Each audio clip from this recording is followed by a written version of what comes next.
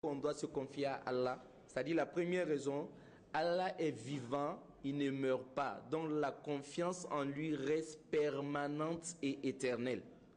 La deuxième raison, Allah nous connaît mieux que quiconque. Comme il le dit dans le Coran, dans Sourate An-Najm.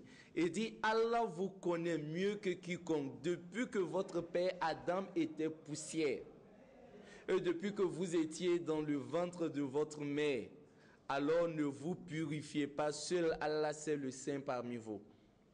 En un mot, qu'est-ce que ça veut dire, chers frères et chères sœurs? Moi, je me confie à quelqu'un qui ne me connaît pas. À un moment donné, si la personne perd la compassion pour moi, la personne n'a plus pitié de moi. Et là où la personne devrait m'assister, la personne peut m'abandonner en ce moment. Mais aucune créature ne peut être aimée par une autre créature comme Allah subhanahu wa ta'ala aime ses créatures. C'est pourquoi le prophète Mohammed, lorsqu'il intercédait, il demandait à Allah subhanahu wa ta'ala de pardonner à sa umma. Allah dit au prophète Mohammed, que penses-tu que tu aimes ta umma plus que moi? Je te donne l'exemple. Une mère qui a passé 100 ans sans avoir un enfant. Et cette maman, lorsque Allah lui donne un enfant, son amour pour son enfant, moi j'aime ta communauté plus que cette maman 10 000 fois. Ça veut dire, on se confie à Allah parce qu'il est vivant, mais on se confie à Allah parce que Allah nous connaît mieux que quiconque. Je donne l'exemple de Moussa alayhi salam. Lorsque Moussa a demandé à Allah subhanahu wa ta'ala de détruire Qarun, alors la terre qui a commencé à avaler Qarun, et Qarun qui regardait Moussa, qui est son cousin, il regardait Moussa et il dit Ya Moussa, Ya Moussa, Ya Moussa, 70 fois. Les deux yeux se sont croisés, 70 fois Moussa, Qarun demande à Moussa de le sauver. Et Sayyidina Moussa alayhi salam n'est pas venu en aide à Qarun. Qarun qui était l'ennemi d'Allah. Mais Allah dit à Moussa alayhi salam, c'est parce que tu n'as pas créé Qarun que tu n'as pas eu pitié de lui. Wallahi Moussa, si Qarun se détournait de toi et qu'il me regardait une seule fois, qu'il disait Ya Allah, je l'aurais sauvé. Ça veut dire quoi, chers frères et chères sœurs? Là où on place la confiance, là, en ce moment où on place la confiance, dans cet endroit, il n'y a pas plus de compassion, il n'y a pas plus d'amour, il n'y a pas plus de sincérité pour nous. Mais quand on la place en Allah subhanahu wa ta'ala, Allah nous connaît mieux que quiconque, Allah a pitié de nous mieux que quiconque. Et troisième élément, chers frères et chères sœurs, quand on place sa confiance à Allah subhanahu wa ta'ala, il faut croire à la vision et à l'entendement d'Allah subhanahu wa ta'ala. Ça veut dire quoi? Quelqu'un qui est seul, dans le noir, il se met à prier, il a un besoin. Mais en présentant ses vœux à Allah subhanahu wa ta'ala, il se dit que est-ce que Allah m'entend? Est-ce qu'Allah me voit? Là, il perd confiance en Allah. Je suis en face d'un frère qui doit me donner de l'argent, masha'Allah. Mais en même temps, Allah subhanahu wa ta'ala aussi est là, il existe en ce moment. Vous et moi, chers frères et chères sœurs.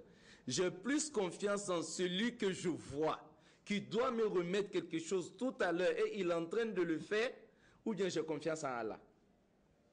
La réalité est que j'ai confiance en celui que je vois. Pourtant, ça ne doit pas se situer là. Parce que la personne peut même sortir, mais avant de te remettre, Allah subhanahu wa ta'ala décide autrement et ça ne se réalise plus. Donc on ne croit pas que Allah nous voit et il nous entend. Je reviens encore à Sayyidina Moussa alayhi salam, qui a passé 40 ans vers le mont Sina. Moussa invoquait Allah. En même temps, il y avait un idolâtre qui invoquait aussi le nom de son idole à côté de Moussa alayhi salam. Et chaque fois que Moussa invoquait Allah, l'idolâtre disait Ya Sonamu, oh mon idole, mon idole. 40 ans. Mais ce jour-là, au lieu de dire Ya Sonamu, il s'est trompé, il a dit Ya Somadou. Et Allah subhanahu wa ta'ala répond en disant Labbaika ya abdi. Je te réponds mon serviteur. Et Allah dit, Moussa dit alayhi salam, il dit, mais Allah, il n'avait pas l'intention de t'invoquer. Il voulait dire Ya Sonamu, idole, et il s'est trompé, il a dit Ya Somadou. Et Allah répond à Moussa alayhi salam en disant Wa hal hunaka somadun ghayri. Moussa, il n'y a pas deux somad. 40 ans, il dit Sonam, l'idole ne répond pas. Et une seule fois, il dit Somadou. Si Somadou aussi ne répond pas, c'est que Somad et Sonam sont pareils. Vous comprenez, chers frères et chers sœurs? C'est-à-dire, lorsqu'on vient à Allah, automatiquement, Allah nous montre que la ilaha illallah. Il nous montre qu'il n'y a autre divinité excepté Allah. Donc, il fait ce que aucun être existant ne peut faire. Donc, il faut croire en sa rapidité extraordinaire. Mais c'est le problème de l'être humain. On n'a pas confiance en lui. Et on ne croit pas en nous aussi. Parce qu'on s'est dit que Allah ne nous occupe pas. Et il y a d'autres personnes même qui disent ces paroles de mécréance, subhanallah, en disant Allah m'a oublié. La yadillu rabbuka wa la yansa. Et lorsqu'on n'a pas confiance à un être suprême, on devient un être faible. Prenez le cas du prophète Mohammed alayhi wa sallam. Lorsque dans une guerre sainte, le prophète s'est retiré pour se reposer. Et en ce moment, il y a un ennemi de l'islam qui vient vers le prophète pendant que le prophète se reposait et il prend le sabre. Il regarde le prophète, il dit « Oh Muhammad, qui peut te sauver là où tu te trouves? Tu n'as pas peur de moi ?» Alors le prophète le regarde en disant « Je n'ai peur que d'Allah subhanahu wa ta'ala. » Et lorsque le prophète a prononcé le nom de Allah, l'ennemi a commencé à trembler et le sabre est tombé. Alors le prophète vient vers lui, prend le sabre et le prophète le regarde en disant « Tu n'as pas peur de moi ?» Il dit « J'ai peur de toi. » Il dit « Qui peut te sauver ?» Il dit « Personne. » Et le prophète redonne le sabre et le prophète lui dit de partir. Alors quand il a donné dehors en partant, il dit « Mais il avait la possibilité de m'exécuter. » Il m'a laissé pour Allah, il s'est retourné et il a été séduit par la moralité du prophète. Il a tout de suite prononcé Ashhadu an la ilaha illallah wa ashhadu anna Muhammad rasulullah. C'est pour dire quoi, chers frères et chers sœurs? Lorsqu'on a confiance en Allah, qu'on arrive à alimenter cette confiance dans le cœur, dans toute situation, on retrouve Allah subhanahu wa ta'ala. Là, c'est le premier enseignement de At-Tawakkul ala Allah. Aie confiance en Allah parce qu'il est vivant. Aie confiance en Allah subhanahu wa ta'ala parce qu'il nous connaît mieux que quiconque. Et aie confiance en Allah subhanahu wa ta'ala parce qu'il peut tout faire en tout moment. Et le deuxième enseignement, chers frères et chers sœurs, sur la confiance en Allah, la façon dont nous nous confions à Allah, la façon dont on a confiance en Allah, est-ce que c'est de cette manière que ça doit se passer? Ça, c'est une autre question. Il y a des gens parmi nous, lorsque ça va, ses affaires marchent, tout marche dans sa vie, il a confiance en Allah subhanahu wa ta'ala. Quand il parle, il dit Masha'Allah, Inch'Allah, Alhamdulillah, Rabbil Alamin. Mais lorsque Allah subhanahu wa ta'ala l'éprouve, il oublie Allah subhanahu wa ta'ala. Cette confiance n'est pas une confiance sincère, chers frères et chers sœurs. C'est-à-dire la confiance en Allah lorsque ça va, mais quand ça ne va pas, il trouve autre chose. Ja'alu lahu shuraka. Quelqu'un vient lui dire, ah, moi je suis allé, j'ai signé un pacte avec tel djinn, subhanallah. Excusez-moi. Et quelqu'un d'autre viendra lui dire, moi je suis sorti, je suis allé voir tel arbre, où j'ai fait telle idole, mais ça fait on commençait à marcher. Comme lui, il est éprouvé, automatiquement, il s'est dit que Allah ne peut plus. Il va là où il ne doit pas aller.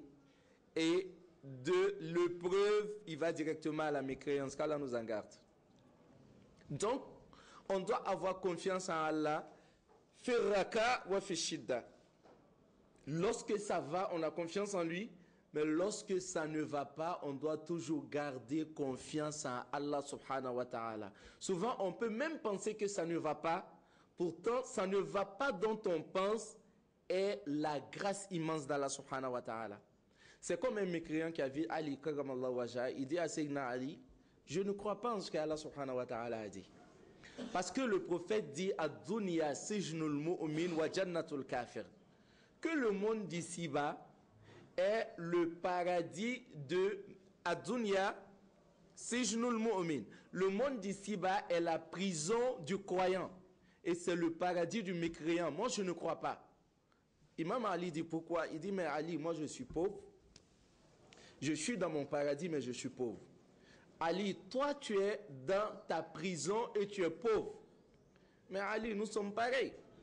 Et Imam Ali lui dit, si tu savais ce que Allah Azza wa Jal a préservé pour moi le jour de la résurrection, tu allais te rendre compte effectivement que je suis ici en prison. Mais si tu savais ce que Allah a préservé pour toi, comme en fait le jour de la résurrection, tu allais te rendre compte qu'ici tu es au paradis. C'est une compréhension simple, chers frères et chers sœurs. Excusez. La compréhension, elle est simple. Donc souvent, on fait des doigts, on pense que les doigts n'ont pas été exaucés. Et là, on n'a plus confiance en Allah. On pense qu'il peut avoir une autre solution plus rapide que celle d'Allah subhanahu wa ta'ala. Et là où on va, on ne fait qu'empirer la situation. Et une autre façon de faire confiance en Allah qui n'est pas normale, chers frères et chers sœurs. On peut penser qu'on a la foi. On se lève. On ne cherche pas le sabab. Je ne sais pas si vous comprenez. Quelqu'un qui se lève, qui dit, moi j'ai confiance en Allah subhanahu wa ta'ala, je ne travaille pas, Allah va me nourrir. Non. Il n'a rien compris de la confiance en Allah subhanahu wa ta'ala. Allah a mis le travail pour qu'en travaillant, on place sa confiance en lui. Mais lorsqu'on ne veut pas travailler en disant Allah est là, j'ai confiance en lui, on meurt de faim et Allah est Allah. Donc quelqu'un qui vient, il garde sa voiture, il ne condamne pas la voiture, il dit non, Allah est là, moi j'ai confiance en Allah, je ne condamne pas la voiture. Mais Allah, il n'est pas un agent de sécurité, chers frères et chers sœurs. Allah reste dans sa dimension d'Allah et le voleur, il vole tout dans ta voiture. Et tu as même des péchés après. Parce qu'on ne tente pas Allah subhanahu wa ta'ala.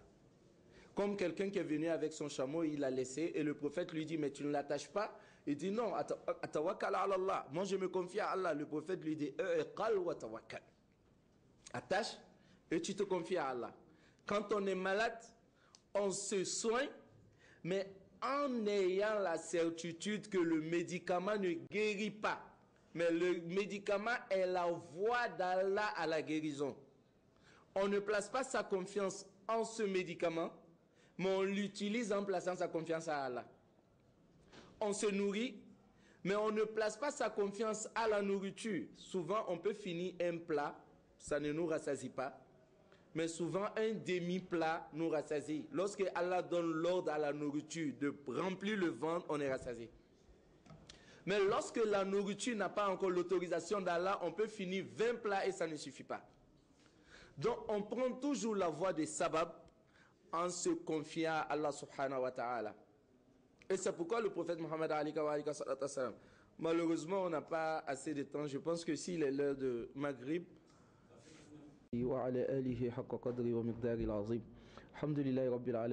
qu'Allah exauce nos prières et nos dévotions et qu'il fasse de nous des musulmans pieux et sincères, qu'il nous guide sans cesse sur le droit chemin pour l'amour de notre vénéré prophète Mohammed. Alhamdulillah Rabbil Alamin. On avait commencé sur les sagesses de la confiance en Allah subhanahu wa ta'ala et nous étions sur le point de la confiance dans toutes les situations. On peut avoir confiance en Allah lorsque ça va. وَإِذَا أَنْعَمْنَا عَلَى الْإِنسَانِ أَعْرَضَ وَنَعَى بِجَانِبِهِ وَإِذَا مَسَّهُ الشَّرُّ كَانَ يَئُوسًا. On peut avoir un être humain, lorsque ça va, il arrive à se lever à faire ses prières nocturnes, il arrive à faire ses prières à la mosquée, il fait ses invocations, il a confiance en Allah subhanahu wa ta'ala, sa foi elle est impeccable, il n'y a aucun problème. Mais lorsque Allah l'éprouve, il perd confiance en Allah subhanahu wa ta'ala. Et en ce moment, toute situation qui se présente devant lui, il s'accroche à cette situation. Et ça fait que l'être humain devient encore plus faible. Parce que lorsqu'on n'a pas confiance en Allah dans les difficultés, on se retrouve subtilement dans le shirk. Quelqu'un qui vient nous voir, qui dit voilà, ta situation a tellement duré, moi j'ai une solution, il y a le fleuve chez nous, il faut signer un pacte avec le fleuve, subhanallah, il faut se confier à tel ou à tel. En ce moment, parce qu'on n'a plus confiance à Allah subhanahu wa ta'ala, on place sa confiance à là où il ne fallait pas. Et ça fait que l'être humain s'éloigne d'Allah subhanahu wa ta'ala. Et aussi, lorsqu'on se retrouve encore dans d'autres situations, il ne faut pas tenter Allah subhanahu wa ta'ala. Quelqu'un qui dit, moi je laisse ma porte ouverte